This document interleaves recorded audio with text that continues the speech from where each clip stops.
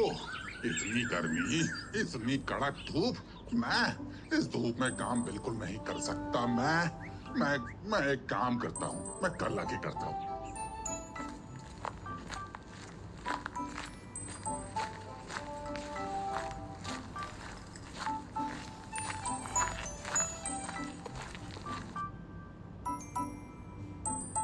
अरे, आप आ गए।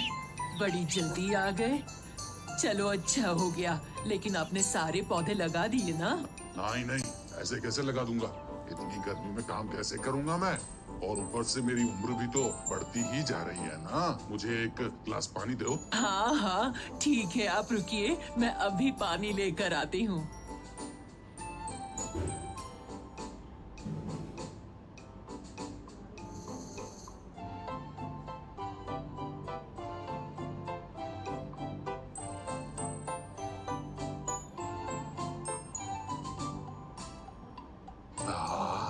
पानी पीने से तो इस बार प्यास बुझ गई। वैसे बेटा बहू कहाँ है? और कहाँ होंगे? अपने कमरे में पड़े पड़े सो रहे होंगे। और क्या करेंगे? ये बेटी को लेकर के मैं क्या करूं? आज ऑफिस की छुट्टी थी तो अपने बूढ़े बाप की मदद तो कर ही सकता था, लेकिन देखो नालायक अभी भी सो रहा है। रमेश, अरे उठता है कि नहीं? सूरज सिर पर चढ़ा है, अभी तक सोता रहेगा तो कैसे चलेगा?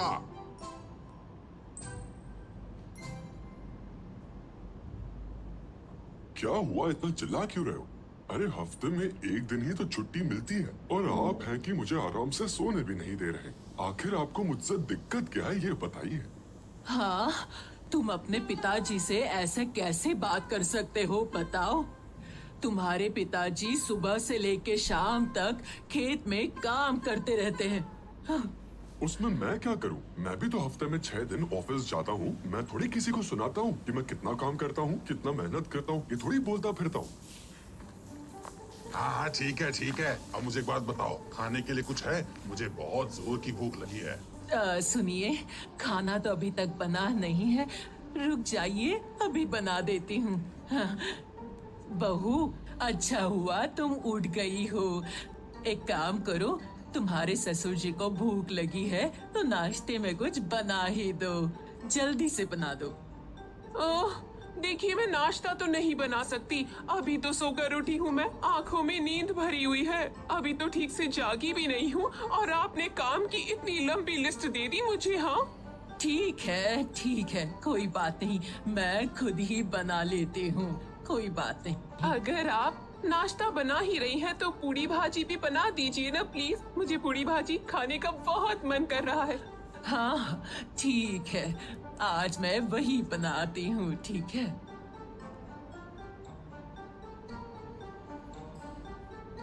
रमेश, मैं तुम्हें कुछ बताना चाहता हूँ। बोलो बोलो।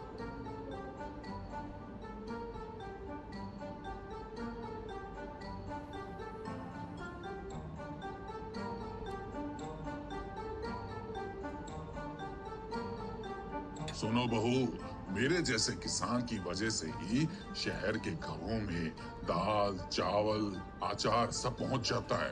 हाँ तो आप करो ना खेती बाड़ी, पर मैं आपके साथ खेती बाड़ी नहीं कर सकता। मैं सीधे सीधे कह रहा हूँ, मुझसे नहीं होगा। ये बात मैंने आपको पहले भी बताई है और अब दोबारा बता रहा हूँ। बेटा, खाना छोड़ के जा रहे हो? ऐसा मत करो, खाना खा लो बेटा, बैठ जाओ। नहीं खाऊंगा। जब भी खाना खाने बैठता हूँ तब हर बार यही सारी बातें होने लगती है। हाँ, लगा दी ना पनौती। सुबह सुबह उनका मूड खराब कर दिया, अब चले गए वो खाना छोड़कर। ओहो, मुझे कुछ भी अच्छा नहीं लगता।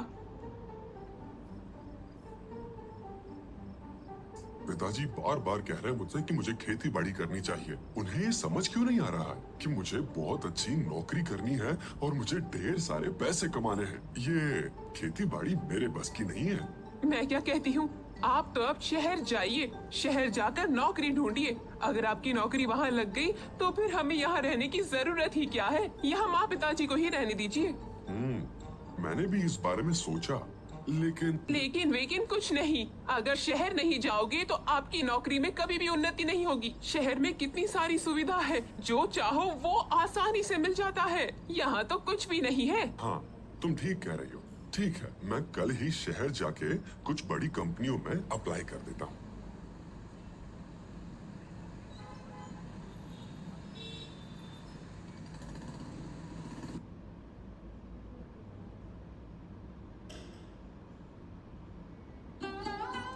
माँ, पिताजी, हम जा रहे हैं।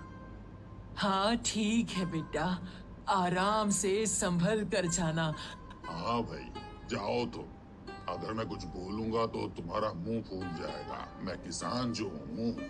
उफ, आप कभी अच्छी बात नहीं कर सकते हैं क्या? यही बातें सुन सुनकर अब मैं थक चुका हूँ और इसीलिए मैं शहर जा रहा हूँ। आप रहो और करो अपनी खेती बाड़ी।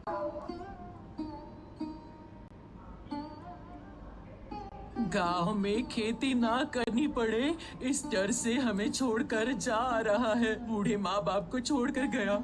रहने दो भगवान, हमने हमारी औलाद को पढ़ाया लिखाया लेकिन इंसान नहीं बना पाए। पर तुम चिंता मत करो, क्योंकि उसे एक ना एक दिन किसान की कीमत जरूर समझ आएगी।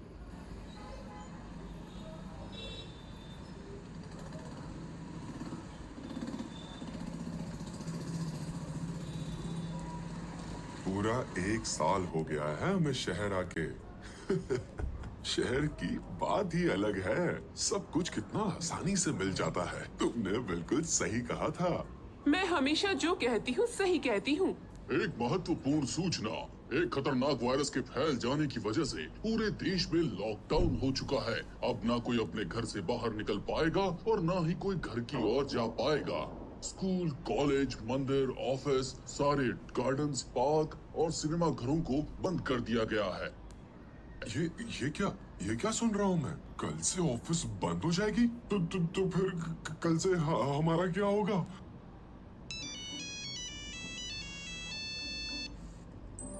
हेलो, हाँ सर, बोलिए।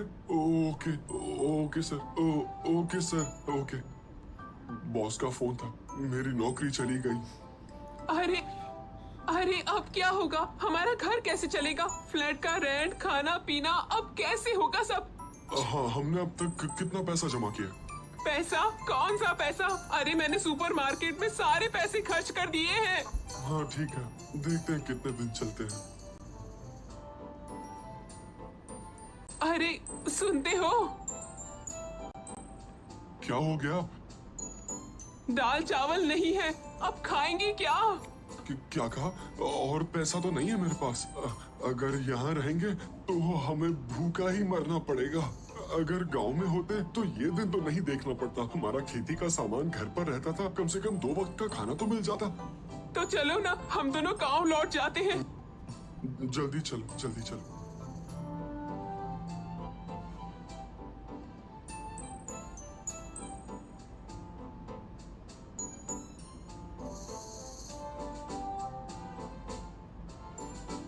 बेटा, तुम आ गए? हाँ माँ, हम आ गए। 1 साल से तुम यहाँ पर आए भी नहीं और आज अचानक तुम्हें क्या हुआ जो तुम हमारी खबर लेने आए? हमको माफ कर दीजिए पिताजी, हमसे गलती हो गई। हाँ बाबा, माफ कीजिएगा, हमसे गलती हो गई। मैं अंधा हो गया था, मेरे मन में जो आया वो बोल दिया। मुझसे बहुत बड़ी गलती हो गई। मुझे माफ कर दीजिए। अगर वहाँ रहते तो हमें भूखा मरना पड़ता। आप ठीक कह रहे थे पिताजी, मैं खेती बाड़ी करूँगा। मैं खेती बाड़ी की कीमत अच्छे से समझ चुका हूँ। मैं रोज आपके साथ खेती बाड़ी करने चलूंगा। बस, अरे बस रमेश, तुम्हें तुम्हारी गलती का एहसास हुआ, ये देख मैं खुश हुआ। पर बेटा, तू जानता है, जो लोग खेती बाड़ी करते हैं उन्हें कभी अनाज की कमी नहीं होती। अच्छा बहू, जल्दी से जाके हाथ मुंह धो ले। मैं तुम लोगों के लिए अच्छा सा खाना बनाती हूँ, जाओ। चलिए माँ, मैं भी खाना बनाने में आपकी मदद करती हूँ। तुम करोगी? वाह वाह वाह वाह, मेरी लक्ष्मी बहू। ऐसी ही बहू मुझे हमेशा से चाहिए थी।